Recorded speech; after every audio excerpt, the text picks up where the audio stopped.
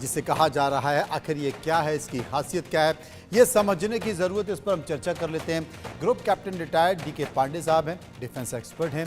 Group captain retired UK Devnath ji, defence expert मेरे साथ studio में हैं। Major general retired Mohammad Ali Shah, defence expert मेरे साथ मौजूद हैं।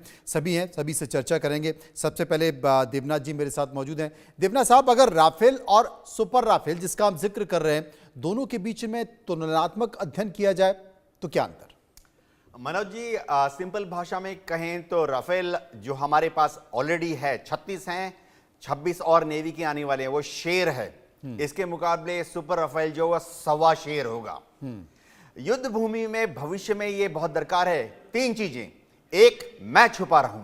सुपर राफेल में इनको इन प्रॉपर्टीज को, जिसको हम स्टेल्थ प्रॉपर्टीज बोलते हैं, उसको और ज्यादा एनहांस किया जाएगा। दूसरा, युद्ध भूमि में मुझे दुश्मन के रेडार को जैम थ्रू करना है, बर्न थ्रू करना है, ताकि वो मेरे बारे में कोई डेटा हासिल ना कर सके, देख ना सके। तो इसके लिए भी सुपर राइफल में स्पेशल बहुत ही एनहांस्ड इलेक्ट्रॉनिक वॉरफेयर किट लगा होगा, जो कि दुश्मन के रेडार को जैम कर देगा, दुश्मन आपको देख नहीं पाएगा। तीसरी बात, भयंकर प्रहार, चाहे वो हवा से हवा पे मारने के लिए एयर टू एयर मिसाइल हो, चाहे हवा से जमीन पर मारने के लिए air to ground laser guided या जीपीएस गाइडेड बॉम्ब्स हों। सुपर राफेल में ये सब खूबियां होंगी। सोने में सुहागा ये होगा कि इसका अपना एक विंगमैन होगा, यूकैव, अनमैन्ड लेकिन कॉम्बैट एयरक्राफ्ट, यानी वो आपके साथ उड़ेगा और जब आप दुश्मन से 50 किलोमीटर दूर रह जाएंगे तो आप लेफ्ट राइट मुड़ जाइए, लेकिन आपका जो विंगमैन है यूकैव, वो दुश्मन की तरफ अग्रसर होगा और भयंकर प्रहार करेगा। इससे क्या होगा? 2 फायदे। एक तो आप दुश्मन की एयर डिफेंस मिसाइल से सेफ हैं। दूसरी बात, आपका जो यूकैव है, जो कि अनमैन्ड होगा, वो बहुत अच्छी तरह से सटीक निशाना लेके दुश्मन को नेस्तनाबूद कर देगा। जी, ये तमाम सारी चीज़ें जो खूबी आपने बताई। Major general retired Mohammad Ali इस वक्त हमारे साथ मौजूद हैं। अली साहब, 5वीं और 6ठी सदी के पीढ़ी के जो लड़ाकू विमान हैं, उनकी तकनीक को भी शामिल किया गया। इनकी तकनीक क्या है, जरा बताएं।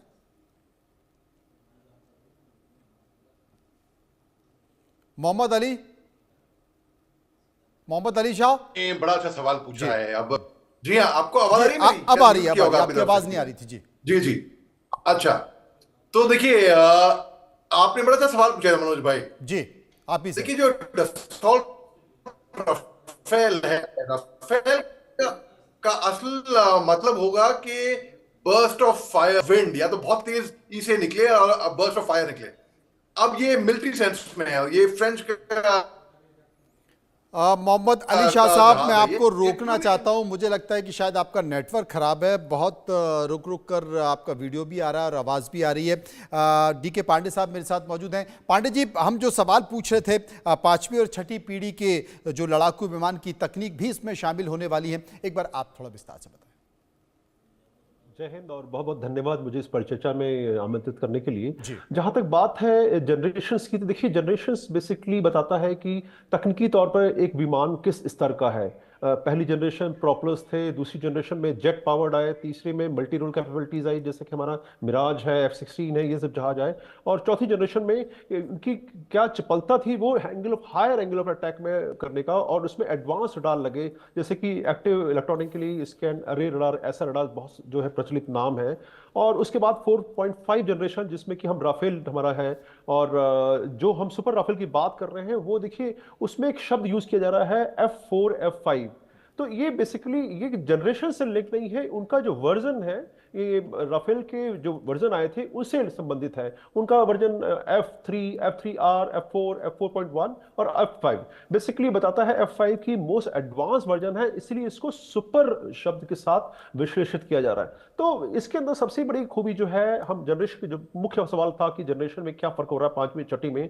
पांचवी जनरेशन के जहाज में स्टेल्थ एलिमेंट जो है वो जोड़ा गया। दर्शकों की सुविधा के लिए बता दूं कि स्टेल्थ जब हम बोलते हैं, किसी भी कोई भी फाइटर एयरक्राफ्ट होता है, उसके साथ जो 5 तरह के सिग्नेचर होते हैं, सिग्नेचर जिससे हम हस्ताक्षर करते हैं, हर आदमी का हस्ताक्षर एक जैसा नहीं होता।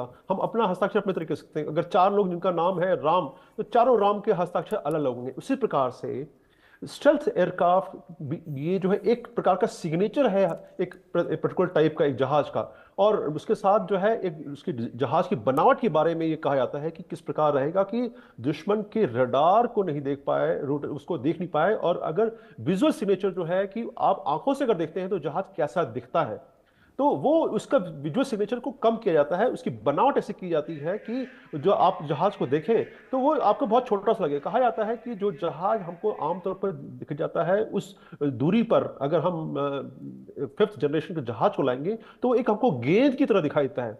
उस तो इस ढंग से डिजाइन किया जाता है। तो ये डिजाइन की सब खूबियां हैं स्टेल्थ एलिमेंट जो है 5th जनरेशन में। और जो 6th जनरेशन जिसकी बात की जा रही है, जैसा कि अभी चाइना के में भी कहा कि उन्होंने एक 6th जनरेशन एयरक्राफ्ट को लॉन्च किया है। 6th जनरेशन जब हम कहते हैं तो उसका मतलब क्या है कि एक नया जो प्रयोग चल रहा है वो मैन अनमैन टीमिंग का। मैं दर्शकों की सुविधा के लिए बता दूं कि मैन अनमैन टीमिंग क्या है। मैन जो भी जहाज दिखते हैं वो मैन एक पायलट के द्वारा चलते हैं, पायलट उसको चलाता है, उसको नियंत्रित करता है। जो अनमैन्ड है ड्रोन्स उसकी श्रेणी में आते हैं, जहां पर कि कोई आदमी नहीं बैठा है, लेकिन ग्राउंड स्टेशन से उसको कंट्रोल किया जाता है। लेकिन जब ग्राउंड से हम कंट्रोल करते हैं तो उसमें कई सारी जो है इनहेरेंट लिमिटेशन है। सबसे बड़ी लिमिटेशन है कि आप किस माध्यम से बात कर रहे हैं। उस कम्युनिकेशन की एक जो है सीमा होती है लाइन ऑफ साइट में। जैसे कि आप जो देखते हैं आपकी नजर से जो चीज परे होती है आप देख नहीं पाते। कोई ऊंचाई हो गई तो आप नहीं देख पाएंगे, कोई गहराई आ गई जैसे कि अर्थ ऑफ कर्वेचर के बाद जो है एक पर्टिकुलर एंगल तक देख पाते हैं। मैं ज्यादा तकनीकी में नहीं जाऊंगा, सिंपल रखूंगा ताकि सबको समझ में आ जाए।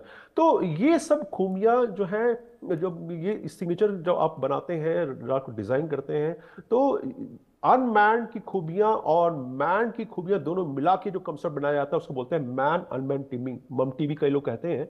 ये आज की रिक्वायरमेंट है आज के समय की। इसके मुख्य फायदे क्या है? 3 मुख्य फायदे हैं। एक तो क्या है कि जो पायलट की जान खतरे में होती थी वो खतरा नहीं होता। दूसरा, इनकी कीमत बहुत कम है कि जो हम जहां पर 1 बिलियन और 2 बिलियन तक के कॉस्ट के जहाज होते हैं और 150 मिलियन 750 मिलियन आमतौर पर जो फाइटर वो आते हैं $400 मिलियन के आसपास आते हैं। और जो ड्रोन है मुश्किल से $10,000 के में आपको मिल जाएंगे। तो कीमत की बात है। तीसरी बात है सबसे जो महत्वपूर्ण है उसका RCA जो दिखाई देता है वो बहुत छोटा रहता है। किसी भी स्ट्राइक के लिए जो फाइटर की स्ट्राइक होती है, वायु शक्ति जो होती है, वो दुश्मन के एयर डिफेंस को भेज सके, अपने आप को सरवाइव कर सके, इसकी सब खूबियां होती हैं मैमटी में। तो 6th जनरेशन जो जहाज है उनमें वो खूबियां होती हैं कि वो मैन अनमैन के साथ कम्युनिकेट कर सके, बातचीत कर सके, एयर पिक्चर ट्रांसफर कर सके। और साथ में जो एक फाइटर एयरक्राफ्ट में जो जैसे हम बात कर रहे हैं सुपर राइफल में जो पायलट बैठा होगा वो अपने साथ में 2 या हो सकता 4 जो अनमैन युकाव मतलब unmanned combat aerial vehicle, unmanned combat vehicle से क्या क्षमताएं हैं? वो एक लड़ाकू की जहाज की तरह है जो कि कहीं भी स्ट्राइक कर सकता है, पिक्चर ले सकता है, तस्वीरें ले सकता है।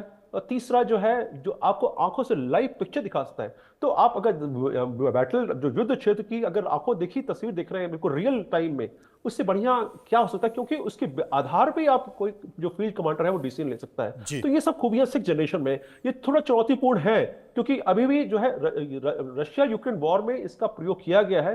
अभी कई जनरेशन हम जो इसमें लगे हुए हैं, कई देश लगे हुए हैं इसको विकसित करने में। जो भारत की बात में करना चाहूंगा क्योंकि दर्शकों का इंटरेस्ट भारत में होगा। भारत का HLB कैट्स नाम का जो है MUMT प्रोजेक्ट ले रहा है। और जो राफेल जो अगर आता है भारत के पास, अभी बहुत जल्दी होगा कि राफेल हमारे पास ये आएगा कि नहीं आएगा, क्योंकि कंपटीशन में काफी है। अगली चर्चा में बताऊंगा कि F-35 और Su-57 और राफेल जो सुपर राफेल है, इन तीनों में बेहतर कौन सा है। लेकिन फिलहाल जहां तक कॉन्सेप्ट की बात है, 6th जनरेशन बहुत ही उन्नत किस्म का जहाज है जो कि आगे आएगा। उसमें उसको डिजाइन जो है उसको बनाना बहुत बड़ी चुनौती है, बहुत बड़ी चुनौती है। मेजर रिटायर्ड मोहम्मद अली इस वक्त हमारे साथ मौजूद हैं। मोहम्मद अली, 5वीं और 6ठी पीढ़ी का जो सम्मिश्रण है उसका जिक्र तो हो गया, लेकिन UCAV और ड्रोन के साथ साथ ये भी कहा जा रहा है कि परमाणु हथियारों को दागने में भी सक्षम है ये।